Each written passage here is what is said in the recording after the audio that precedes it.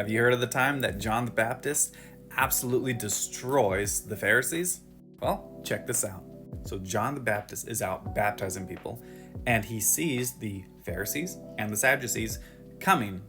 And so what he does to them is he yells at them, "You brood of vipers, who warned you to flee from the wrath that's about to come?" That word actually is about to.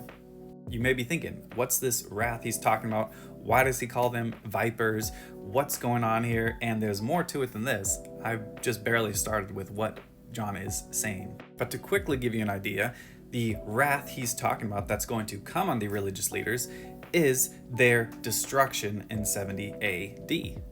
That's why he says a few verses down, the axe is already laid to the foot of the tree, which Jerusalem was considered a tree. If you're a Christian, you may be very familiar with this imagery as well. But there's more.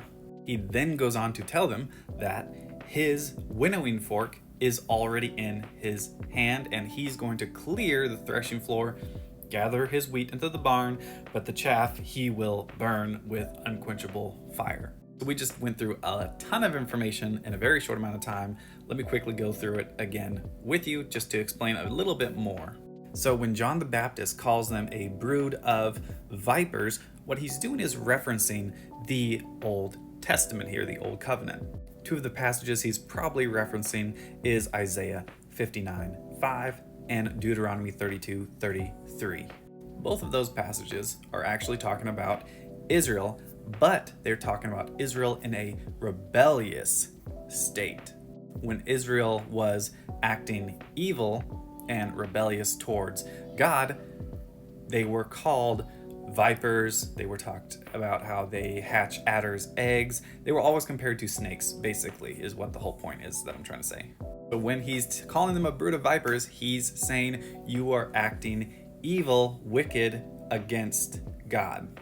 And this wrath that's about to come is the destruction of them, the judgment that is going to be coming, just like Isaiah 59 says, and Deuteronomy 32 also prophesies about Israel in its latter days. Read those passages and see what you think. That's why now we get to the axe being laid at the root of the tree, which we know we as Christians are grafted into the tree of life, which is Christ. What John is saying is that the Pharisees and Sadducees tree is going to be cut down. It's already in the process of being cut down. They weren't bearing any good fruit, like many other times in scripture it constantly says, so they're going to be cut down and cast out. Romans 9-11 kind of talks about this a little bit more as well. There has to be a judgment on the diseased tree, basically. That's how we get here in verse 12, which is after John calls them, wicked vipers. He says that they're about to experience wrath. He also says their tree's going to be cut down. And now he says the winnowing fork is in his hand. If you don't know what a winnowing fork is, it's something that would be akin to this. It's mainly used to, throw stuff in the air and the wind would catch it and keep the good stuff. It would fall down to the ground, like barley or whatever, would fall to the ground, and the bad, chaff would just blow away in the wind. That type of method of sifting is used still today in many areas. But I want us to pay attention to this because if we know our scriptures, we know how important this is to eschatology and the latter days.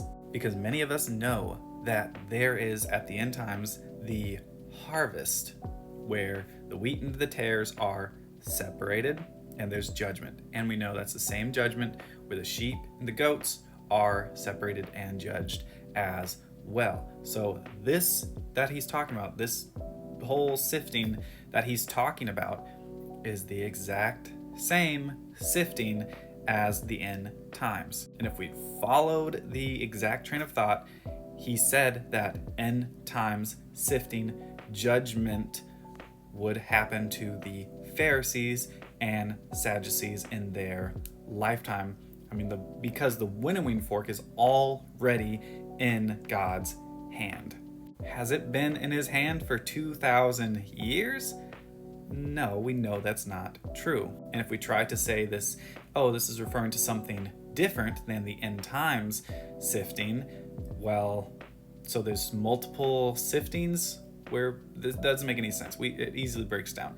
We can't even begin to go down that route because we have to butcher the entire context of scripture.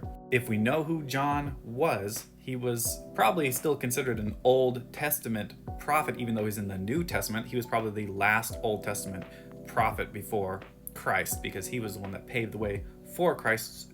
John knew the scriptures very well. And if he knew the scriptures very well, then he wouldn't use this type of symbolism, especially all the Old Testament symbolism I've already been through, talking about the rebellion and destruction of Jerusalem and the evil that Jerusalem was doing. He wouldn't talk about all that unless he knew what the end result was, which was judgment. And that happened 70 AD. So there's a lot more to John the Baptist that I'm not even touching. I would definitely recommend, if you really wanted to, just look up John the Baptist specifically and read all the passages concerning him and see what the Old Testament is saying about him as well. Even his clothes themselves have a lot of meaning in them, a lot of prophecies fulfilled even in that instance as well. I think Zach Davis actually has a really good video on John the Baptist that I very much encourage you to look up. I think it's about the eschatology of John the Baptist. And if you found this video helpful, make sure to like, subscribe, whatever, follow, and let me know what your thoughts were in the comments. And let's keep thinking with a Hebraic mind instead of a 21st century mind and just let scripture speak for itself. God bless.